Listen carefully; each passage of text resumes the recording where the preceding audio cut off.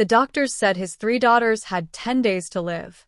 He'd spent millions trying to save them. Nothing worked. Then a stranger with no medical degree walked through his door and said 5 words that changed everything. "Your daughters aren't dead yet." What happened next defied every doctor, broke a billionaire to his knees, and proved that sometimes the most powerful medicine isn't found in a hospital. This is a true story about hope when hope seemed impossible.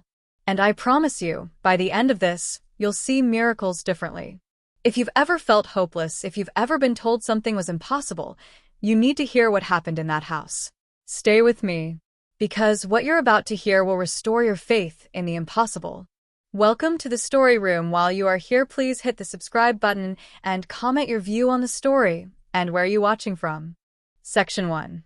When Hope Dies, 1,000 Words. Let me tell you about a man named Richard Cole. He owned one of the biggest tech companies in California.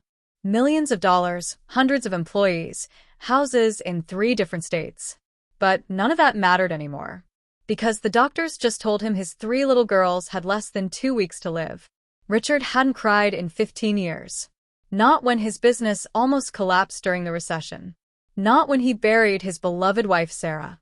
But when Dr. Jennifer Hayes looked him in the eye and said, "Your daughters have maybe 10 days left, Mr. Cole," something inside him just broke into pieces. Emma, Lily, and Grace. 8 years old. Identical triplets with matching dimples and their mother's green eyes. Leukemia had stolen everything from them. Their beautiful brown hair, their energy, their laughter. Now it was coming for their lives, and Richard felt completely powerless to stop it. He stood in the medical room of his Los Angeles mansion, looking at 3 small bodies in hospital beds. Tubes in their tiny arms. Machines beeping softly. Their breathing so shallow you had to watch carefully just to see their chests moving up and down. He'd spent millions trying everything. The best hospitals, experimental treatments, specialists from around the world. Nothing worked. The cancer was too aggressive, too fast. Emma, always the brave one, opened her eyes slowly. "Daddy," she whispered, her voice barely there. "Am I going to die?" Richard's heart shattered. He knelt down beside her bed, taking her small hand in his. "No, baby girl. I promised your mama I'd protect you." But even as the words left his mouth, he knew they were empty. He was losing them. And there was nothing his money or power could do about it. The next morning, the house felt like a tomb. Nobody spoke above a whisper. The cook stopped preparing the girls' favorite meals because they couldn't eat anymore. The housekeepers moved like ghosts through the hallways. Everyone had accepted what was coming. They were just waiting now. Waiting for death to take 3 innocent children. Then she arrived. Her name was Rachel Mitchell. 32 years old. No fancy medical degree, no impressive credentials. Just a simple caregiver with kind eyes and a quiet strength that seemed to fill whatever room she walked into. Mrs. Patterson, the head housekeeper, looked her up and down with tired eyes. "You're here for the caregiver position, honey? I'll be honest with you. Trained nurses don't last 3 days in this house. This place is just waiting for those sweet babies to pass. It's too heavy." Rachel's voice was calm and steady. "Then maybe this house needs someone who hasn't given up yet." When Richard first saw her, he barely looked up from his laptop. He was in his office, trying to distract himself with work that didn't matter anymore. "The medical room is off limits," he said coldly. "My daughters need quiet and rest." Rachel didn't move from the doorway.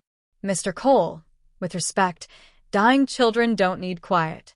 They need someone who still believes they're worth fighting for." Richard's head snapped up. Anger flashed across his face. "What did you just say to me? Your daughters don't need another person treating them like they're already gone. They need someone who sees them as alive.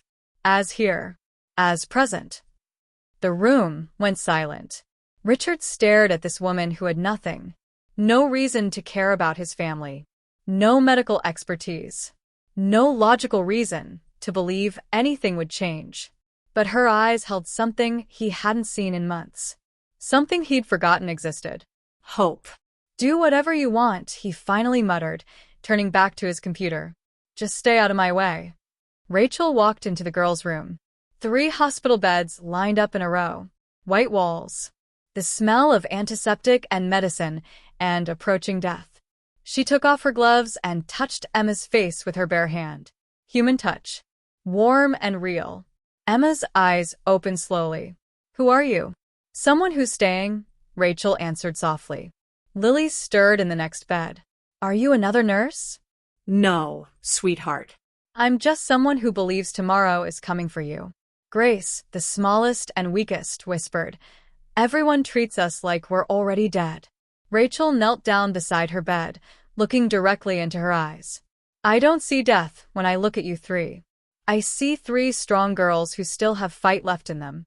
And I'm not going anywhere. That night, Rachel did something simple. She sang to them. A soft lullaby, gentle and soothing. And for the first time in months, the girls slept without fear. Without nightmares. In the darkness, Rachel whispered words only she could hear.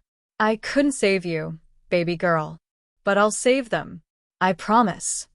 And God, who sees every tear and hears every broken prayer, was already moving. But what Richard didn't know was that everything was about to change.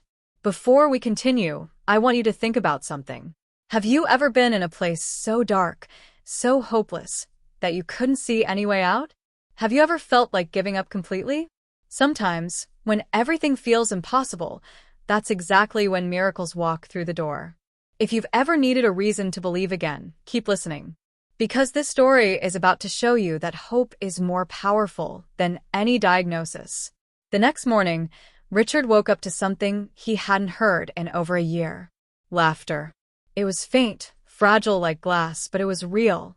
He sat up in bed, his heart pounding hard. For a moment, he thought he was dreaming. Maybe he'd finally lost his mind from grief and exhaustion. But then he heard it again. A soft giggle floating down the hallway from the medical room. He threw on his robe and walked quickly toward the sound.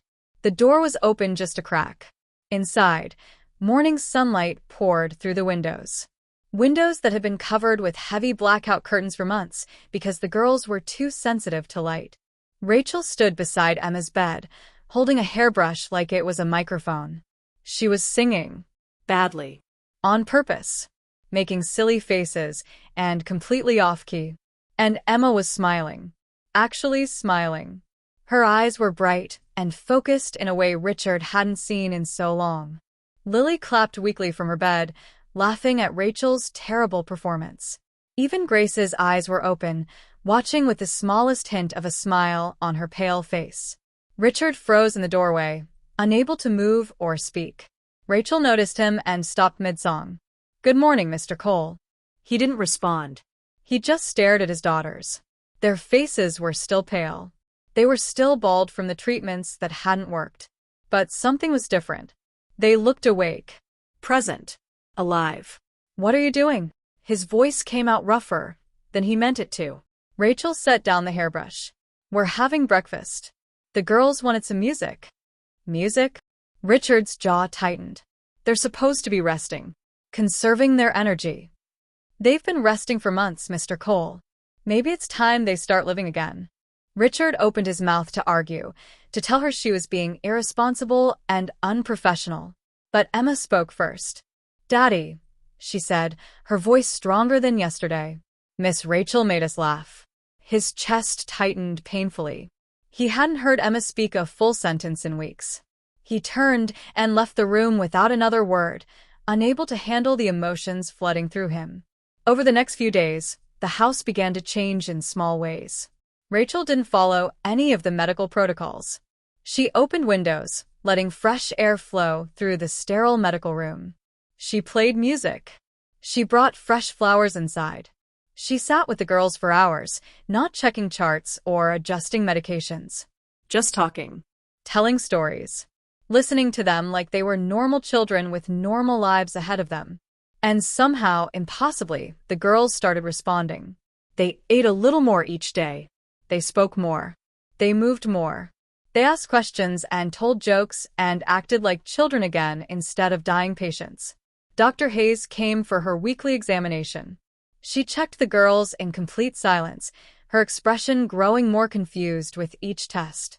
Finally, she looked up at Richard with disbelief written all over her face. "Richard, I don't understand what's happening here." He crossed his arms, bracing himself for bad news. "What do you mean?" "Their vitals are stabilizing. Their appetite is returning. Their white blood cell counts are improving slightly." She shook her head. This shouldn't be happening without active treatment. Their leukemia was too aggressive. "Then explain it," Richard demanded. "I can't." Dr. Hayes glanced toward the doorway where Rachel stood quietly folding blankets. "But whatever is happening in this room, don't stop it. Don't question it. Just let it continue." That night, Richard sat in his home office, staring at medical reports that no longer made sense. The numbers and charts said his daughters were dying. But his own eyes told him something completely different. They were improving, getting stronger, coming back to life. He heard footsteps in the hallway. Rachel, carrying a tray with empty teacups from the girls' room. "Why are you doing this?" he called out, his voice echoing in the empty space. She stopped and turned to face him. "Doing what, Mr. Cole?" This. "All of it." He gestured vaguely. "The music, the stories, the flowers, the hope. You know they're dying. The doctors have given up. Why are you giving them false hope? Why are you making this harder?" Rachel's eyes softened with understanding. "It's not false hope, Mr. Cole. It's just hope. And sometimes that's the only medicine that actually matters. Sometimes believing in tomorrow is what gives us the strength to get there." She walked away, leaving him alone with his doubts and his confusion and his fear. But deep down, beneath all his pride and pain, Richard felt something he hadn't felt in months. Something small and fragile, but undeniably real. Belief. The possibility that maybe, just maybe, his daughters might survive this. And that terrified him more than anything else.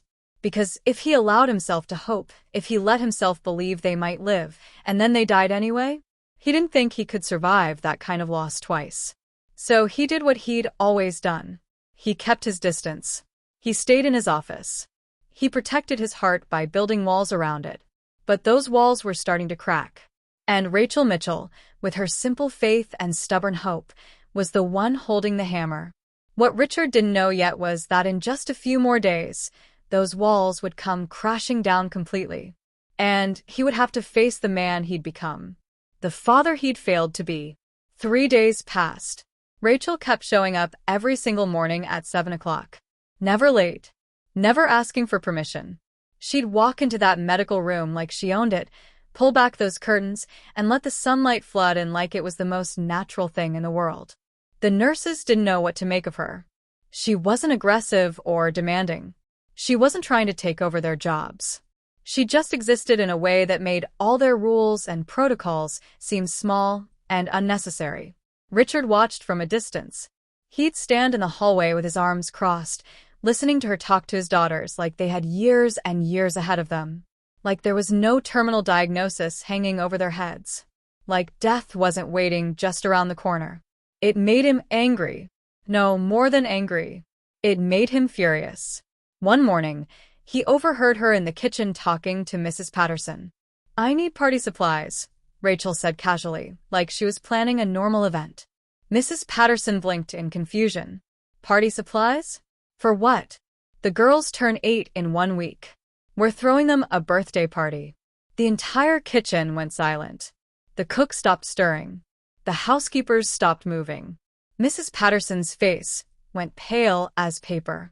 "Miss Mitchell," she said carefully, "those precious girls might not make it to their birthday." Rachel looked her straight in the eye.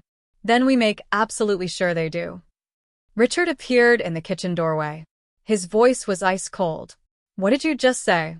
Rachel turned to face him, calm and completely unflinching. "I said we're throwing your daughters a birthday party." "A birthday party?" Richard's hands clenched into fists. "For children who might not live to see it? You think that's kind? That's cruel. That's giving them hope for something that might never happen."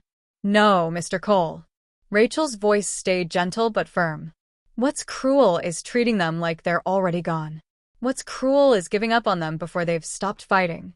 You don't know anything about I know what it's like to sit beside a hospital bed and watch someone you love slip away. Her voice cracked just slightly, showing a glimpse of deep pain. And I know the difference between giving up and giving them something to hold on to, something to fight for. Richard stared at her, and for just a moment, something flickered across his face. Recognition.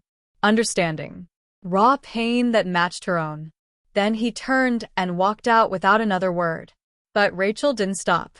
She ordered the party supplies herself, paid for everything with her own money, and started planning decorations in secret. The nurses whispered that she was delusional. The staff thought she'd lost her mind. But the girls? The girls came alive with excitement. Emma asked what flavor the cake would be. Lily wanted to wear a pretty dress. Even Grace, who barely had the strength to sit up for more than a few minutes, asked if there would be birthday candles to blow out. One warm afternoon, Rachel did something nobody had dared to do in months. She got the girls into wheelchairs and took them outside into the garden. Just rolled them right out into the sunshine like it was the most normal thing in the world. Richard saw it from his office window. His 3 daughters, bald and pale and wrapped in blankets, sitting in the garden for the first time in forever. Sunlight on their faces. Fresh air in their lungs. Rachel kneeling beside them, pointing at flowers, making them smile and laugh. Richard gripped the edge of his desk so hard his knuckles turned white. This woman had no right, no medical training, no logical reason to believe any of this would work. She was just a caregiver with hope and stubbornness. But his daughters were laughing, actually laughing. And he couldn't remember the last time he'd heard that beautiful sound. He turned away from the window, his chest tight with emotions he couldn't name. "What are you doing to them?" he whispered to the empty room. But deep down, in a place he'd locked away after Sarah died, he already knew the answer. Rachel was giving them back their lives. Their joy. Their childhood. She was teaching them to live again instead of just waiting to die. And that meant Richard would have to face something he'd been too afraid to confront. He'd have to admit that he'd given up. He'd have to acknowledge that he'd been so terrified of losing them that he'd stopped being their father. He'd been protecting himself from more pain instead of loving them through it. That realization hurt worse than any diagnosis. On the 5th day, something miraculous happened. Emma sat up in bed completely on her own. No help from nurses. Nobody asking her to try. She just did it. It wasn't for long, maybe 30 seconds, but she did it. Rachel was reading to them when it happened. She paused mid-sentence, watching Emma's small body straighten up against the pillows with pure determination on her face. "Look at you," Rachel whispered, her voice thick with emotion and pride. Emma smiled, weak but genuine and real. "I wanted to see the picture in the book." Lily reached out and touched her sister's hand. "You did it, Em. You actually did it." Even Grace turned her head, watching with wide, amazed eyes. It was small, so incredibly small, but it was everything. It was proof that they were still fighting, still here, still alive. And upstairs in his office, Richard heard the celebration and put his head in his hands. Because he was missing it. He was missing all of it. Hiding away while his daughters fought for their lives. And he didn't know if he was strong enough to face them, to face his own failure as a father. Dr. Hayes came that afternoon for her scheduled checkup. She examined each girl carefully, then stood there staring at her clipboard like it contained information from another universe. "What is it?" Richard asked from the doorway, his heart already racing. Dr. Hayes looked up, her face pale with shock. "Their white blood cell counts are improving significantly. Not just a little. Significantly." Richard straightened up. "How much?" "Enough that I had the lab run the tests 3 times because I thought there must be a mistake." She shook her head slowly. "Richard, this doesn't happen. Not with leukemia this aggressive. Not without active treatment protocols." "So, what are you saying?" "I'm saying I don't have a medical explanation." She looked toward Rachel, who was quietly arranging fresh flowers by the window. "But something in this room is working. Keep doing whatever you're doing. Don't change anything." That night, Richard couldn't sleep. He paced the hallways of his mansion, his mind spinning in circles. For months, he'd thrown everything at this disease. Money, science, the best doctors in the entire country. And a simple caregiver with no credentials was doing what none of them could. He found himself standing outside the girl's room around midnight. The door was cracked open. Inside, Rachel sat in the chair between the beds, knitting something small and pink. "Why are you still here?" Richard's voice came out quieter than he intended. "It's past midnight." Rachel didn't look up from her knitting. "Because they sleep better when someone's close by. The night nurses can do that. The nurses check vitals and adjust machines. I'm just here. Present. There's a difference." Richard stepped inside. The room was dim, lit only by a small lamp. His daughters slept peacefully, their breathing steady and even. He'd been avoiding this room for weeks because it hurt too much to see them like this. But now they looked different. Not healed, but not actively dying either. Somewhere in between. Fighting. "You really think they're going to make it to their birthday?" It wasn't really a question. More like a desperate hope wrapped in doubt. Rachel set down her knitting and looked at him directly. "I think they're fighting harder than anyone expected. And as long as they're fighting, I refuse to give up on them." Richard studied her face in the dim light. Really looked at her. "Who are you?" he asked quietly. "Why do you care so much about 3 children you just met?" Rachel's eyes held something deep and painful and beautiful all at once. "Just someone who made a promise once," she whispered. "And I intend to keep it." Leonard wanted to ask more, but something in her voice told him not to push. Not yet. He turned to leave, then paused at the door. "Thank you," he said, so quietly he wasn't even sure she heard. But when he glanced back, Rachel was smiling. And for the first time in months, Richard felt something shift inside him. Something that felt dangerously close to hope. On the 7th day, Richard started avoiding the medical wing again. Not because he didn't care. Because he cared too much. Every time he walked past that door and heard his daughters laughing, talking, singing with Rachel, it broke something inside him that he'd spent years building. Control. Distance. The belief that emotions made you weak. He'd built his entire tech empire on logic and strategy. Money and power could solve any problem. That's what he'd always believed. Now a woman with nothing was proving him completely wrong. And it ate at him. The morning of day 8, he found Rachel in the kitchen writing a shopping list. Balloons. Streamers. Rainbow cake ingredients. All for a birthday party that might never happen. "You're really doing this," he said flatly. Rachel looked up. No surprise on her face. No fear. Just that same steady calm. "Yes. They have less than a week left according to the original prognosis. Then we make it the best week of their lives." Richard's voice got harder. "You're setting them up for disappointment. For heartbreak." "No, Mr. Cole. I'm giving them something to look forward to. There's a difference." "What if they don't make it?" The words came out like broken glass. "What if they do?" Rachel countered gently. Richard stepped closer, his voice dropping low. "You don't understand what it's like to watch someone you love die. To know you're powerless to stop it. To feel completely helpless." Rachel's eyes flickered with something. Deep pain, maybe. But she didn't look away. "You're right," she said quietly. "I don't understand what that's like." The lie hung in the air between them. Richard could feel it. Sense it.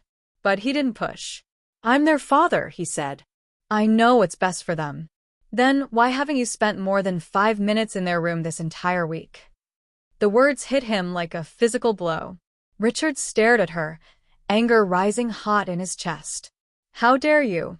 I'm not trying to hurt you, Mr. Cole." Rachel's voice stayed gentle but absolutely firm. "I'm trying to help you see them.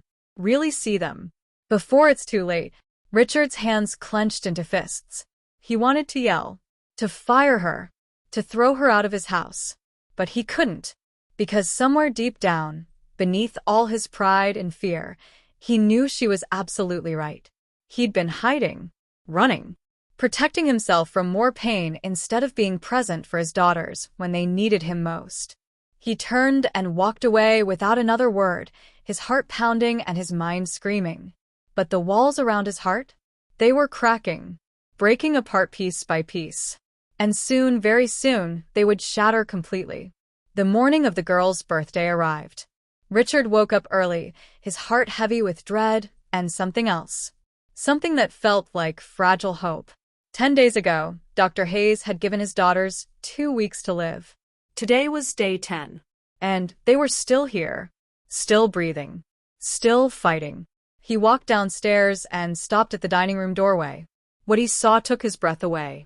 Rachel had transformed everything. Balloons in every color hung from the ceiling. Streamers covered the walls. The table was set with colorful plates and candles. And in the center sat a magnificent 6-layer rainbow cake. Each layer a different bright color. "What is this?" Richard's voice came out rough with emotion. Rachel turned, wearing a simple yellow dress. "It's a birthday party, Mr. Cole. Your daughters are 8 years old today." "They might not," he stopped himself. Looked at the cake. The decorations. The love poured into every single detail. "They're here," Rachel said softly, reading his mind. "Right now, in this moment, they're here. That's what matters." An hour later, the girls came downstairs with help from the nurses. Emma wore a blue dress. Lily wore purple. Grace wore pink. They were thin, bald, still so incredibly fragile. But they were smiling. Their eyes were bright. They were alive. Richard stood against the wall with his arms crossed, trying desperately to hold himself together. Mrs. Patterson brought in the cake with 8 candles flickering. The girls stood together, holding onto each other for support. "Make a wish," Rachel said gently. Emma looked at her sisters, then at Richard. "Daddy, will you help us blow them out?" Richard's chest tightened so hard he couldn't breathe. He couldn't move. Couldn't speak. His feet felt frozen to the floor. Rachel's eyes met his across the room. Gentle, understanding, encouraging. He forced himself to walk forward, knelt down beside his 3 daughters. "Ready?" Emma whispered. Richard nodded. He couldn't trust his voice. They all leaned in together, father and daughters. And they blew. The candles went out. The room erupted in applause and cheers. Mrs. Patterson wiped tears from her face. Even the nurses were crying. But Richard didn't hear any of it. All he saw were his daughters. Alive. Laughing. Here. Present. Fighting. Surviving. He pulled them close, all 3 of them together, and he completely broke. Deep sobs tore from his chest. Years and years of grief and fear and pain pouring out all at once. "I'm sorry," he choked out. "I'm so sorry. I've been so afraid of losing you that I forgot how to love you. I forgot how to be your daddy." Emma wrapped her small arms around his neck. "It's okay, Daddy. We understand." Lily pressed her face against his shoulder. "We love you so much." Grace whispered, "Don't cry, Daddy. We're still here. We're still fighting." Richard held them tighter, his whole body shaking with emotion. Across the room, Rachel stood with her hand over her mouth, tears streaming down her face. This moment, this beautiful, impossible, miraculous moment was everything she'd fought for, everything she'd hoped for. Richard looked up at her through his tears. "Thank you," he mouthed silently. Rachel nodded, smiled through her own tears. And in that room, surrounded by balloons and cake and laughter and love, Richard finally understood. His daughters didn't need him to save them with money or power. They just needed him to love them, to be present, to fight alongside them for whatever time they had left. Whether that was days or years, it didn't matter. What mattered was now. This moment. This love. 5 years later, spring came to Los Angeles in full bloom. The Cole mansion looked completely different. The gardens overflowed with roses and wildflowers. Windows stayed open all day. Music played constantly. And laughter, always laughter, filled every room. Emma, Lily, and Grace, now 13 years old, ran through the grass with their long brown hair flying behind them. Healthy, strong, alive. No more hospital beds. No more machines. No more fear. Just life. Beautiful, messy, normal life. In the kitchen, Rachel stood at the counter mixing batter for a rainbow cake. It had become tradition. Every year, every birthday, Richard walked in, flour already on his shirt. He smiled. They're asking when it'll be ready. Tell them patience is a virtue, Rachel laughed. Richard leaned against the counter, watching her work. I never properly thanked you, you know. Rachel looked up. For what? For saving my daughters. For saving me. Rachel shook her head gently. I didn't save anyone, Richard. I just reminded all of you that love is stronger than fear. That hope is more powerful than any diagnosis. He was quiet for a moment, then reached out and took her hand. You gave me my family back. You gave me myself back.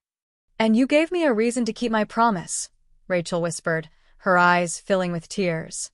The kitchen door burst open. Emma, Lily, and Grace rushed in, breathless and grinning. Is it ready yet? That evening, they gathered around the table. The rainbow cake in the center, with candles lit. But this time, the candles were for Rachel. Happy birthday, Miss Rachel, the girls shouted. Rachel covered her face, laughing and crying at the same time. Richard raised his glass. 10 years ago, you walked into our lives when we'd completely given up. You didn't bring medicine. You brought hope. You didn't save us with science. You saved us by teaching us how to live, how to fight, how to love. He looked at her, his eyes full of gratitude. To Rachel, the woman who did the impossible. To Rachel, everyone echoed. Later that night, after the girls had gone to bed, Richard and Rachel stood on the porch watching the stars. Do you think she sees this? Richard asked quietly. Your daughter. Do you think she knows? Rachel looked up at the sky, smiling through tears. I know she does. Thank you for not giving up on us. Thank you for learning how to fight, Rachel whispered back. They stood in comfortable silence, hand in hand. And somewhere between heaven and earth, love whispered back. Well done. Because sometimes miracles don't look like what we expect. Sometimes they look like a simple caregiver with stubborn hope. Sometimes they look like a broken father learning to love again. Sometimes they look like 3 little girls who refuse to stop fighting. And sometimes, love is the most powerful medicine of all.